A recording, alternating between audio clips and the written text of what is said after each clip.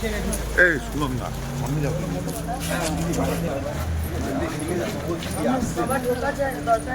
হ্যাঁ চলুন না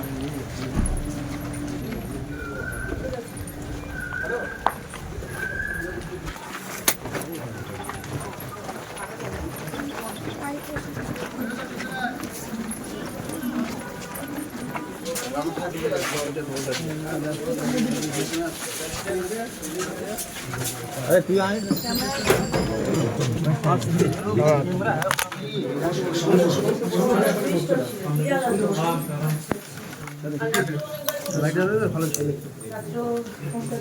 সবাই দিচ্ছে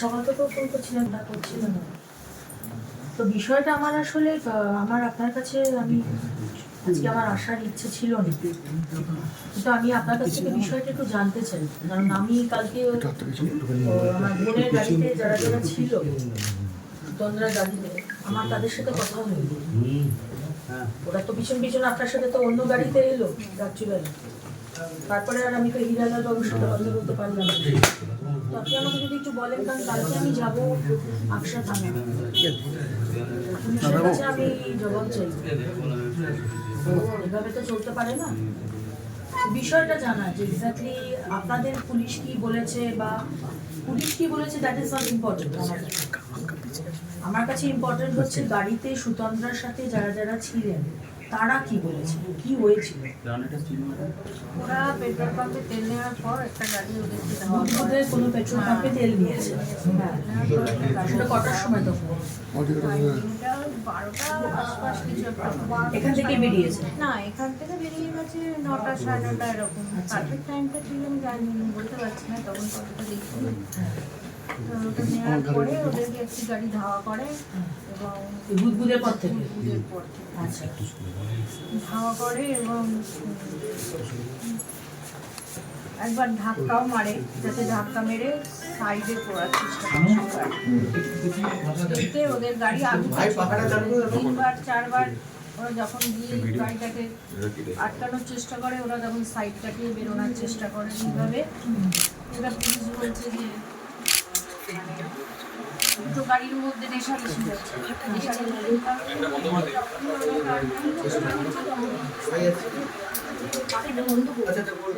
হওয়ার পর ওরা গাড়ি থেকে ড্যাশ করার পরে গাড়িটা পুলিশ নাকি বলেছে যে রাস্তার ধারে দুটো জায়গাতে নাকি পেট্রোলিং ভেহিকল ছিল পুলিশের গাড়ি ছিল এটা কি সত্যি না পুলিশের গাড়ি কোনো ছিল না পুলিশের বক্তব্য যে পুলিশের গাড়ি যদি থাকে তাহলে কেন ওরা এসে কমপ্লেন করেনি যে কালকে ওদেরকে তারা পুলিশ তো দেখতেই পেত কমপ্লেন করার তো অপেক্ষা রাখে না আপনার গাড়ি যদি থাকে রাস্তায় যদি দুটো গাড়ির মধ্যে রেষারেষি হয় আপনি দেখতে পাচ্ছেন 17 কিলোমিটার কোথায় এরকম চলেছে না ওনারা এরা বলছে 10-15 মিনিট আবির রুমটা অন করে রাখ এদিকে দিয়ে দে এবার যদি সেখানে পুলিশের গাড়ি থেকেও থাকে আমার তো আপনার পুলিশের কাছে যাওয়ার অপেক্ষা রাখে না পুলিশ তো নিজেই দেখতে পাবে এবং তাকে দাঁড় করে ঠিক আছে আমার তো বুদ্ধিতে এটাই বলছে আবিরদা তো ওইখান থেকে প্রায় 15 মিনিট যখন এটা হলো ওরা যাচ্ছিল গয়া তাই তো গয়াতে যাওয়ার জন্য বলছে নাকি হাইওয়ে নেওয়া উচিত ছিল তাহলে ওরা বলছে যে ডান দিকে কেন ঘুরেছে ওদের তো ঠেলে ওই গাড়িটাকে ডান দিকে নামানো হয়েছে আচ্ছা মানে রাস্তা দিয়ে যেটা হাইওয়েতে উঠবে ওই গাড়িটাই চেপে এইদিকে ঢুকিয়ে দিয়েছে আচ্ছা ঢোকানোর পর তারপর কি হয়েছে মানে উল্টালো কি করে যখন ওরা আবার লাস্ট বার ওদেরকে ক্রস করে যেতে গেছে তখনই ওই গাড়িটা এমন ড্যাশ করছে যে গাড়িটা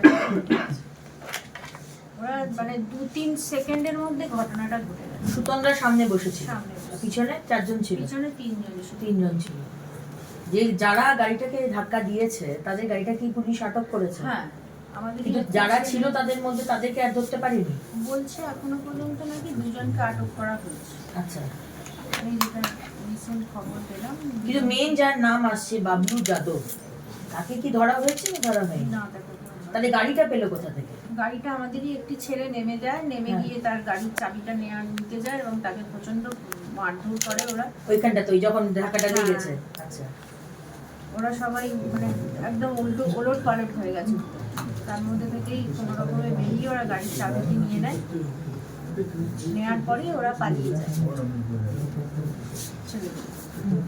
সেগুলো পালিয়ে যায়। এবং গাড়ির মধ্যে থেকে অনেক মদের বোতল টোতল নাকি পাওয়া গেছে, এইটাও এটা তো মিডিয়া নিজেরাই তো ছবি তুলেছে, শুনলাম আমি যেটা।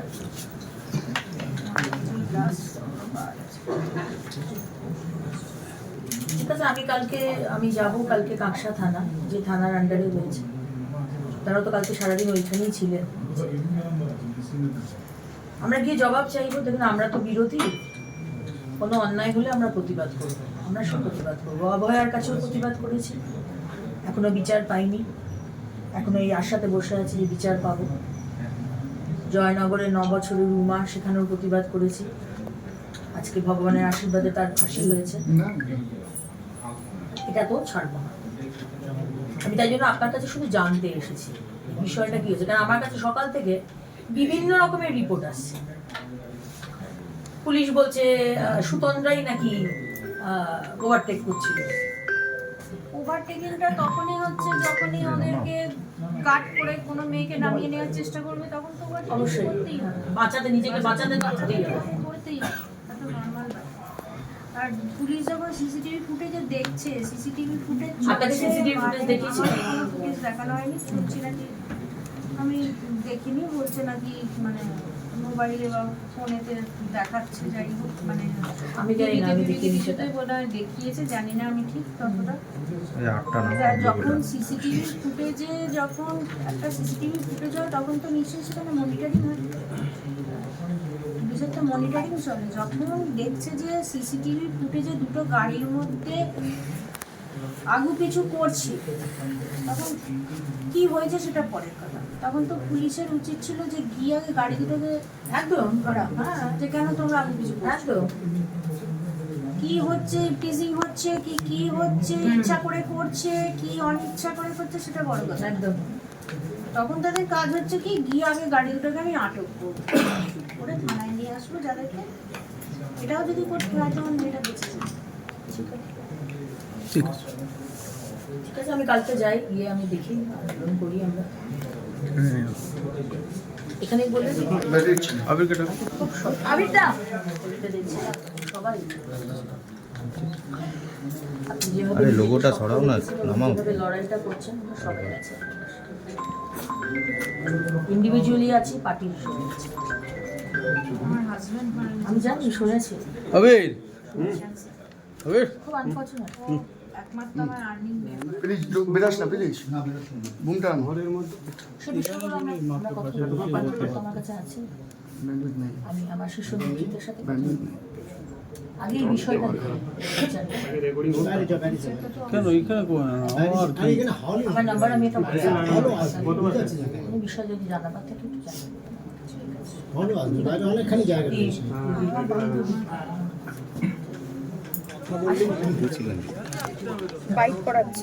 আমাদের সুতন্দ্রা, আপনারা জানেন যে পানাগড়ের কাছে রেশারেশি অ্যাক্সিডেন্ট বলবো না, মার্ডার বলবো, মাত্র 26-27 বছর বয়সী একটি ব্রাইড, আমাদের ছোট বোনকে আমরা হারিয়েছি, ঠিক যেভাবে অভয়াকে হারিয়েছিলাম 1 বছর আগে, আবার করে সুতন্দ্রাকে হারাতে হলো। সুতন্দ্রার মায়ের সাথে আমি গতকাল রাত্রেই কথা বলেছিলাম। উনি কথা বলার মতো জায়গায় ছিলেন না, কিন্তু তাও অত্যন্ত শক্ত, আমি ওনাকে স্যালুট করি। এবং সুতন্দ্রার মা, উনি বলেন যে কি ঘটনা হয়েছে, তখনই তারা বডিটাকে নিয়ে এসেছে, ঢুকছে চন্দননগর। এবং তারা বললেন যে গাড়িতে যারা ছিল তাদেরকে সবাইকে আটক করে রেখেছিল কাকসা থানার পুলিশ, 5 জনকে, 4 জনকে, ড্রাইভার এবং পিছনে 3 জন ছিল। তারা যখন জানতে পারে বর্ধমানে এসে, কাকসা থেকে বর্ধমান অবধি তারা বডিটাকে নিয়ে এসছে, আবার করে গাড়ি ঘুরিয়ে তারা গেছে কাকসা থানার ওখানে, এবং পুলিশকে জিজ্ঞেস করেছে যে কেন যারা গাড়িতে ছিল তাদেরকে আটক করে রেখেছেন কেন। তারপরে তাদেরকে আবার ছাড়িয়ে তারা যখন রাত্রে বাড়ি ঢুকেছে তখন আমার সাথে কথা হয়েছে। এবং আজকে এই কারণেই এসেছিলাম মায়ের সঙ্গে দেখা করতে, কারণ দেখুন আজকে সুতন্দ্রার খুন হয়েছে, আজকে আমাদের রাজ্যে মহিলা মুখ্যমন্ত্রী, যিনি কদিন আগেই বাজেট হয়েছে, পশ্চিমবঙ্গ ওয়েস্ট বেঙ্গল লেজিসলেটিভ অ্যাসেম্বলিতে বাজেট পেশ করেছে, সেখানে উনি বলেছেন, আমরা বারবার যখন বলেছি যে মহিলাদের সুরক্ষা নিয়ে আপনি কি জিনিস রেখেছেন, উনি বলেছেন স্বাস্থ্যসাথী, এই আমাদের কন্যাশ্রী এবং সবুজ সাথীতে তার বাজেটের মধ্যে ঢোকানো আছে। আমার প্রশ্ন, আপনি তার মানে কি বলতে চাইছেন যে আজকে সুতন্দ্রার মতো মেয়েরা, আমরা যারা বাবা মা আমাদেরকে মুখে রক্ত উঠিয়ে পড়াশুনো করিয়েছে, যোগ্য বানিয়েছে, আমরা রাতের বেলায় কাজ করতে বেরোবো না? ডাক্তারবাবুরা, আপনি সেদিনকে বলেছিলেন অভয়ার মার্ডারের পরে যে রাত্রিবেলায় মেয়েদের কাজ করা না করাটাই, এরকম একটা ইঙ্গিত দিয়েছিলেন। তাহলে আপনি কি বলতে চাইছেন?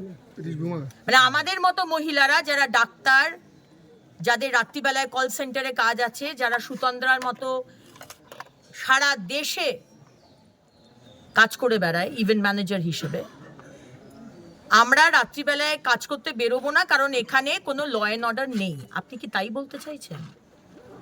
আমার প্রশ্ন আপনার কাছে মুখ্যমন্ত্রী, যে আজকে হাইওয়েতে পুলিশ পেট্রোলিং কার থাকার কথা, বুদবুদে সুতন্দ্রা তেল ভরেছে, তারপরে সুতন্দ্রার গাড়িকে এই বাবলু যাদব বলে, তার গাড়িতে আরো অনেক ছেলে ছিল যারা মদ্যপ অবস্থায় সুতন্দ্রার গাড়িকে একবার সামনে একবার পিছনে এবং অশ্রাব্য ভাষায় গালিগালাজ, ইঙ্গিত। তাহলে আপনার গাড়ির রাস্তায় যদি পেট্রোলিং থাকে, পুলিশ পেট্রোলিং ন্যাশনাল হাইওয়েতে, তাহলে তারা এটা দেখেনি কেন? কারণ পুলিশ পেট্রোল কার ছিলই না। যদি পুলিশ পেট্রোল কার থাকে তাহলে আপনি আমাকে সিসিটিভি ক্যামেরাতে দেখান। পুলিশ পেট্রোল কার, পুলিশ বলছে যদি পেট্রোল কার ছিল, যদি রেশারেশি করছিল, যদি ইফটিজিং করছিল, বিরক্ত করছিল, তাহলে পুলিশের পেট্রোল কার তো ছিল, সেখানে দাঁড়িয়ে যায়নি কেন? মিথ্যা কথা বলছেন পুলিশ মন্ত্রী, আপনার পুলিশ মিথ্যা কথা বলছে। পুলিশ পেট্রোল কার ওখানে ছিল না। আজকে তাহলে আমাদের সুরক্ষাটা কোথায়? রাত্রে আমরা ট্রাভেল করতে পারবো না? ট্রাভেল করলেই হামলা করে ধর্ষণ করে দেবে, তিতি বিরক্ত করবে, গাড়ি অ্যাক্সিডেন্ট করিয়ে দেবে। আর তারপরে মুখ্যমন্ত্রী, আপনার পুলিশ ঠিক যেরকম অভয়াতে বিনীত গোয়েল তথ্য ধামাচাপা দেওয়ার চেষ্টা করেছেন, এই সুতন্দ্রার কেসেও আমরা দেখতে পাচ্ছি আসানসোল দুর্গাপুর কমিশনারেটের সিপি সুনীল কুমার, তিনিও ঠিক একইভাবে ধামাচাপা দেওয়ার চেষ্টা করছেন। মানে এই রাজ্যে এই চণ্ডীতলা থানার আইসি না ওসি, যিনি গার্লফ্রেন্ডের সাথে দেখা করতে গেছিলেন, ডিউটি ছেড়ে তুমি গার্লফ্রেন্ডের সাথে দেখা করতে যাও, মস্তি করো, মচ্ছব করো, কাজ করো না, গোষ্ঠীদ্বন্দ্ব মেটাও, তোলাবাজি করো, সব ঠিক আছে। তোমাকে কিন্তু মহিলাদের উপর অত্যাচার হলে ধামাচাপাটা দিতে হবে, এটা কিন্তু আগে করতে হবে, তবেই প্রমোশন হবে। এটাই হচ্ছে মুখ্যমন্ত্রী মমতা বন্দ্যোপাধ্যায় অলিখিত ইনস্ট্রাকশন।